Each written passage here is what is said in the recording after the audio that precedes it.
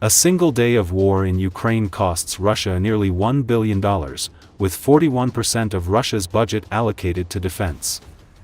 The chief of Ukraine's intelligence agency, Kyrylo Budanov, shared the information in an interview with Ukrinform. This is an extremely costly war overall. A single day of war costs them just under $1 billion, which is a huge sum of money, Budanov stated. When asked about Russia's economic potential, the head of Ukrainian intelligence responded, "Problems have already arisen, but we must not deceive ourselves." Even according to official figures, 41% of the budget is dedicated to defense. These are abnormal numbers, and nearly all social, medical, and educational programs have been cut to fund this budget. This means the financial and economic strain on the Russian Federation is already becoming apparent. At the same time, Budanov added that as long as Russia possesses oil, gas, metals, precious metals, and stones, they will manage to balance. He said that the goals of the Russian Federation remain unchanged, they have not abandoned them and speak about it publicly. And their supreme leader says that the goals of the special military operation must be achieved. They were right, Kiev in 3 days turned into the 3rd anniversary of the full-scale invasion. So, obviously, as they say, something went wrong. How do I assess their condition now? The professional army was destroyed sometime before 2023, and then Russia is fighting with mobilized troops. Although formally they are all contract soldiers, the approach is the same, that is, they take a person, a maximum of 2 weeks, and they are at the front. They fight purely by numbers, he added. He told that the fact of using North Korea, in principle, this is a humiliating fact for the Russian Federation as a country that proclaims itself almost with an encroachment on the world leader, or at least the second most powerful army in the world. It is humiliating, but the realities are such that they had to do this. How the Poles will act is an interesting question. For the North Koreans, everything is fine here, because they are the main beneficiary of the benefits from this process. Their army is gaining combat experience that it has not had since the 1950s. And its first use after training in Russia showed that it was simply terrible, that is, they were definitely not ready for anything in the current realities. They will return, start retraining their army, this is one thing. The second, they have run in their weapons here in the most fierce battles. The most interesting fact that I suggest you dwell on is the use of North Korean ballistic missiles of the KN-23 type. Here are its first applications. They showed a lack of accuracy of hit, that is, there were deviations of 1.5 kilometers and more. Russian specialists worked with their specialists at the factories, reworked, modernized, and now these missiles hit the target. Then, the North Koreans learned what drones are. They had never seen anything like that. Now all this will return, re-equipment, retraining of the army will begin. And it is clear that a new threat will appear for the Pacific region, because it was one thing, when they fired directly towards the Sea of Japan, and everyone, as they say, was nervous. But, let's be honest, everyone understood that the accuracy was not the same, and the quality, who knows how it will work, and now, that's it. This is just one very small aspect, he said.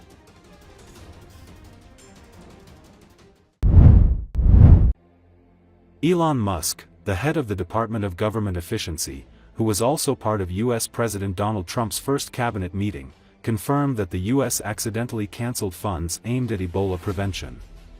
Musk's comments that come amid a raging controversy on USAID funding and job cuts said that they will make mistakes and won't be perfect. Speaking at the cabinet meeting, Musk said while hustling to dramatically shrink the U.S. Agency for International Development, one of the things we accidentally canceled very briefly was Ebola prevention. He later insisted that there was no interruption in services before the funding was restored. However, according to a USAID official, no funds for the agency's Ebola response had been released under President Donald Trump's January 20 funding freeze for foreign aid, including for efforts to combat the spread of the deadly virus. Thank you very much. This can only be done with your support.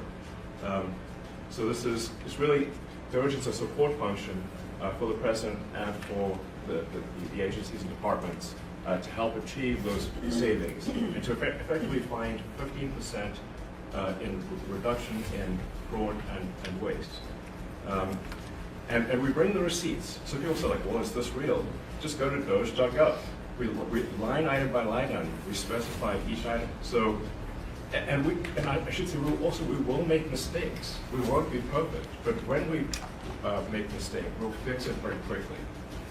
So, for example, with USAID, one of the things we accidentally canceled very briefly was Ebola prevention. I think we all want Ebola prevention.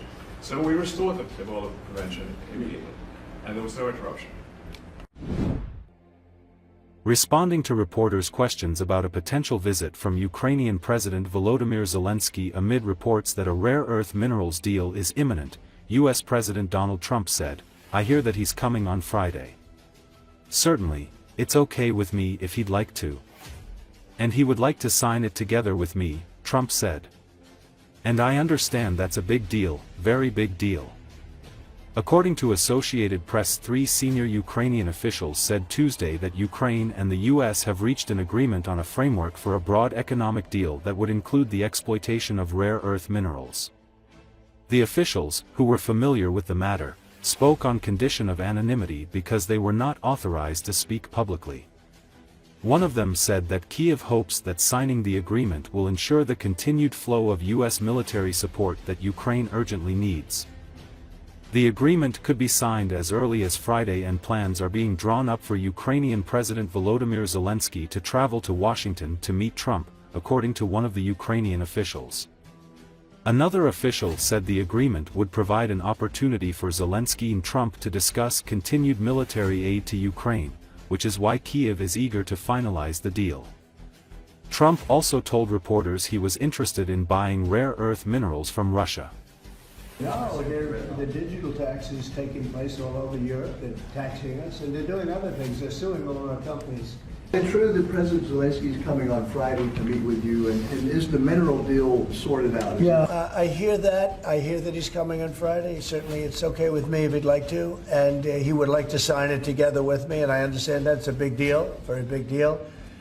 And I think the American people, even if you look at polling, they're very happy because, you know, Biden was throwing money around like it's cotton candy, and it's a very big deal. Look, it could be $1 trillion deal, it could be whatever, but it's rare earths and other things.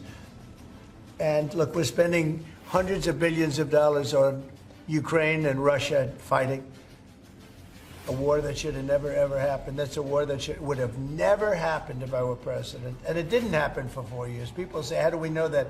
It didn't happen for 4 years. Would have never happened. And nevertheless, this guy went into this situation and he spent money like nobody's ever seen. $350 billion. The other thing that we don't like is that Europe has spent $100 billion. We've spent $350 billion. Europe gets their money back because they spent it in the form of a loan, and we just gave them, whether it's 300 or 350 billion, nobody really knows. They can't even tell me the answer to that, but it means probably more than that. So what we're doing is now we're saying, look, we want to be secured. We want to get that money back. We're helping a country through a very, very big problem, a problem like very few people have had. Shouldn't have had this problem because it shouldn't have happened, but it did happen. So we have to straighten it out. But the American taxpayer now is going to get their money back plus.